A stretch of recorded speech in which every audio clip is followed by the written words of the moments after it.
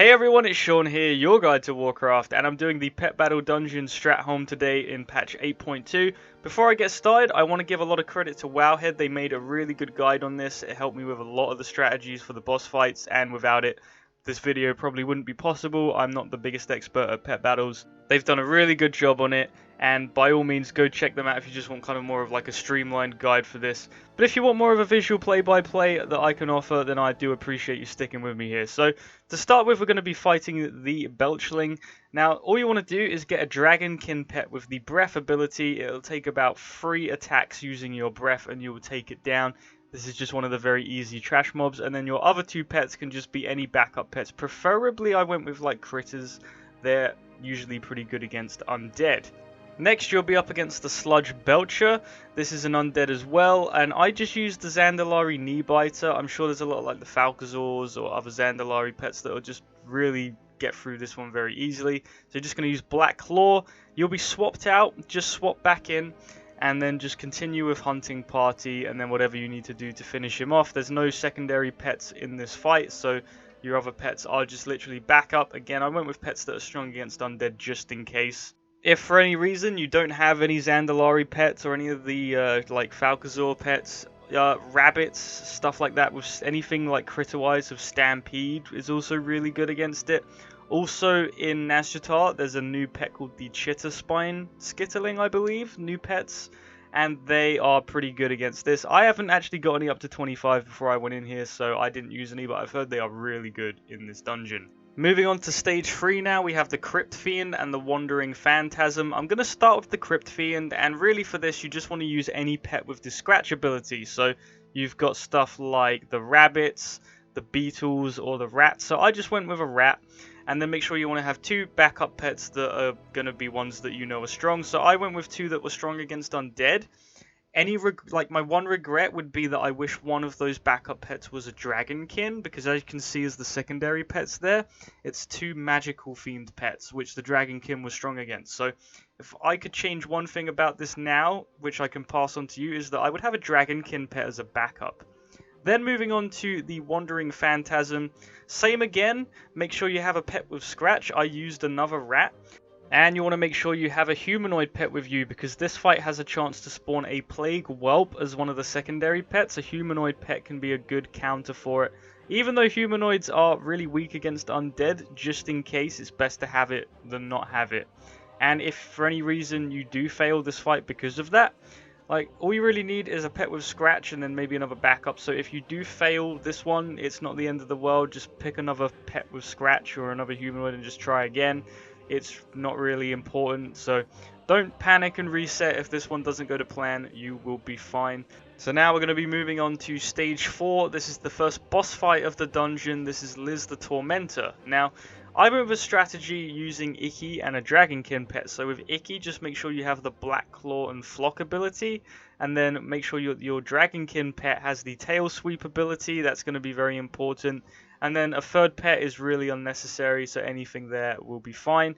Now, if you've used Ikky before, you know he's pretty strong, always has a good speed advantage, and his Black Claw and Flock ability can be deadly. So use Black Claw, then use Flock. Flock will continue until Ikky is killed, and then just swap in your Dragonkin and use your Tail Sweep ability, and this boss should drop. She's not actually an undead, she's a magic pet, so she's not going to come back for a round. So as you can see here, doesn't have to be this pet, like I said, just anything with a Tail Sweep. It is a strong ability against her. So there you go, and she should still be taking 1 turn of double damage from Ikky's Flock ability. Now you may be thinking, oh, well I'm a bit low on HP, but it doesn't matter because that last hit should finish her off if all has gone correctly. The third pet was not really necessary. Now moving on to stage 5, this is probably my personal favourite, and as always in Stratholme, when you walk into these gates, the gates will close and you'll be swarmed by critters. I like how they kept that in. Now with this one, this is like an endurance fight. This isn't just to kill a couple of rats. This is, you are going to be fighting a lot of them. So the best thing here is to go with 3 rabbit pets, because you just want to take survival over everything. Now rabbits are good because they have scratch, which is good against undead. They have dodge, which when you have a speed advantage is amazing at avoiding damage take. And you have burrow, so you can burrow underground and come back up and do a load of damage if you use that all correctly. And just, well, this one's really more common sense. Use them off cooldown, do as much as you can. And like I said, you can see how many, like, you just kill them, they come back, and they just keep going and keep going. I managed to just barely take this one with one rabbit left on low HP. I could have done a better job at it, but that's just to demonstrate there that this can be quite nasty. Next, we'll be moving on to Stage 7. Now, for Stage 7, you just have to fight a Risen Guard. The Risen Guard is extremely easy. Just like the trash before, all you really need is a pet with Scratch, and then 2 secondary pets to finish off the rest. So, like I said, I'd probably advise maybe a Dragonkin, another pet with, like, good abilities against undead. So here I just use a beetle and a rabbit as backup as well. Very easy. Then we move on to our next boss fight. This is Nefarious Terry. So I went with the Unborn Valkyr and a Zandalari Anklerender. It's a very familiar strategy. You've probably seen this a million times. So we're going to start off with Curse of Doom, and then we're going to use the Haunt ability. This will kill your Valkyr temporarily, and she will come back. That's what Haunt is all about. It will kill her and apply a damage over time to Nefarious Terry. You then want to switch in your Zandalari Anklerender. And then just like we did with Ikky, we're just going to be using the Black Claw, which increases the damage taken each turn from each attack by a little bit. And then we're going to use Hunting Party, which will do the flocking damage again. And that will apply the double damage debuff to your enemy. So when you go in for that second Hunting Party, his HP will just be destroyed. Curse of Doom should proc, absolutely destroying him, but as undead he will have an extra turn, and it doesn't matter if your Zandalari will die here because you should have a backup pet anyway. Doesn't matter what it is, it should never really be going into play, and if it does, it will just be for that one turn where he's undead, and beyond that you will have won the fight. After you've won that fight, you will have to move into the slaughterhouse, and this is just a little fun bit. This is nothing to do with pet battles, just ride this undead, do some damage, clear out all the mobs. This is just a bit of like a break, it's a bit of fun. And then you go into the slaughterhouse where we're going to be fighting the last 3 mobs of the dungeon. I'm going to start with Tommy the Cruel on the left. Now, for this fight, I just used 2 cockroaches. The reason I use 2 cockroaches is because cockroaches have the Swarm ability and the Scratch ability. So again, just pets that are strong against undead.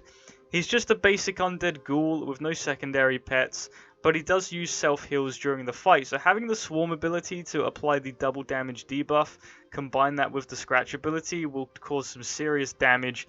And just in case you have trouble, you have a third pet as backup. He should be no problem whatsoever.